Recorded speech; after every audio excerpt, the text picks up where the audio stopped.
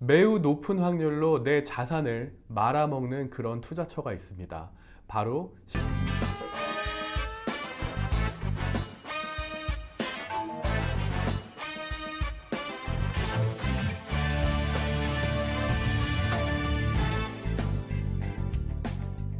안녕하세요. 부자 되세요. 안부TV 공인중개사 박정훈입니다. 오늘은 제가 실무를 통해 만나본 자영업자들, 투자자들의 의견과 저의 개인적인 생각을 담은 영상입니다. 영상의 시간이 길지 않으니 끝까지 시청해 주시고 상가 투자에 대해서 고민해 보시기 바라겠습니다. 많은 부동산 투자자들이 아파트 투자 시장의 관망세가 길어질 것으로 예상하면서 수익형 부동산으로의 관심이 쏠리고 있죠. 매달 꾸준한 수익과 안정적인 가치 유지를 하기 때문에 수익형 부동산은 노후 준비하기 최고의 부동산 투자처라고 불리웁니다. 그런데 그 수익형 부동산에서 매달 꾸준한 수익도 안 나오고 가치 유지도 안 된다면 어떻게 하시겠습니까? 매우 높은 확률로 내 자산을 말아먹는 그런 투자처가 있습니다. 바로 신도시 상가 분양입니다. 수익형 부동산 중 상가 분양에 대해 이야기해 볼까 합니다.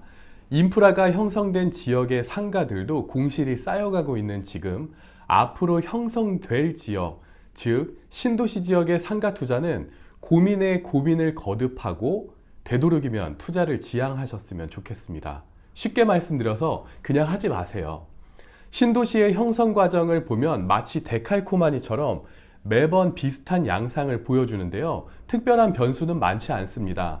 그렇기에 먼저 최근 조성되고 있는 신도시를 살펴보셔야 합니다. 신도시 상업지구와 아파트 단지 인근을 다니다 보면 상가에 빼곡히 붙어 있는 부동산 광고 현수막들을 보셨을 텐데요. 이미 분양이 끝나고 입주를 앞두고 있는 그런 현장들도 공실이 넘쳐납니다. 수원 광교의 대표적인 아파트 단지 상가도 입주 4년이 지난 지금 절반 이상의 공실이 있는데요. 각종 호재와 비전 중심의 판촉물로 분양이 되지만 현재 오프라인 시장보다 온라인 시장의 강세 및 높은 상업지역의 토지 공급가로 높은 임대료와 초기 분양가는 오로지 임대인과 임차인이 부담하게 되는 거죠. 그리고 초기 신도시 상권이라는 사막 같은 곳에서 위험을 부담하고 개척자 역할을 할 사람은 없습니다. 신도시가 형성되고 많은 사람들이 안정적으로 거주할 때까지의 그 시간을, 그 소비자들이 인근 상권을 찾을 때까지 상권이 조성되는 시간을 생각해 보면 보통 입주 가능한 시간부터 3, 4년이라는 시간이 혹은 그 이상의 시간 동안 상가 공실이 넘친다고 보시면 됩니다. 먼저 제가 생각하는 상가의 기본 원리는요, A를 소비하기 위해 상권을 찾고 B와 C를 같이 소비할 수 있는, 소비하게 되는 그런 환경이 기본적으로 조성돼야지 소비자가 그 상권을 방문합니다. 예를 들어서 병원에 방문했다가 은행에 들리고 식당에 간다거나 학원에 갔다가 분식집에 들리고 서점에 가는 그런 환경 말입니다. 그런데 신도시 상권은요, 그런 환경이 조성되기까지 2, 3년 그 이상이 걸린단 말이죠. 신도시 상권을 조성하기에 자영업자는 시간이라는 큰 위험을 감수해야 합니다. 신도시 상가의 비싼 월세를 부담하면서 장사를 할 개척자는 없습니다. 요즘 신도시에서 분양되는 상가들을 보면 장기간 렌트프리 및 임대료 지원 등 자영업자 모시기에 열을 올리고 있는데요. 그 이유가 무엇이겠습니까? 임대인에게 지원되는, 임차인에게 지원되는 모든 건 수분양자, 즉 상가 분양받은 사람 주머니에서 나간다는 얘기죠. 신도시가 조성될 시 상업용지는 LH를 통해 경쟁 입찰을 하게 됩니다. 경쟁이 있다 보니 조성원가를 훨씬 웃도는 금액에 낙찰되는데요.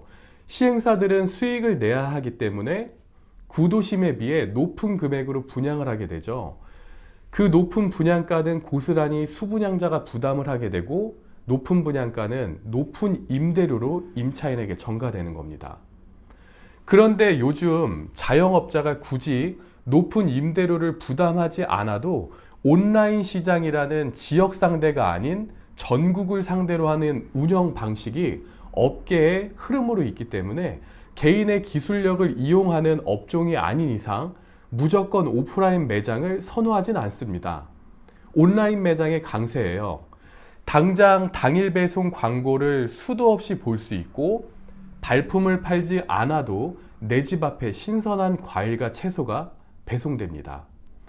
오프라인 시장에서 살아남을 수 있는 업종들이 점점 줄어들고 있어요. 인간의 기술력을 필요로 하는 업종들 외에 다른 업종들은 상당수가 온라인 시장을 겨냥했고 상권의 규모 또한 오프라인 매장과 비교가 되지 않습니다.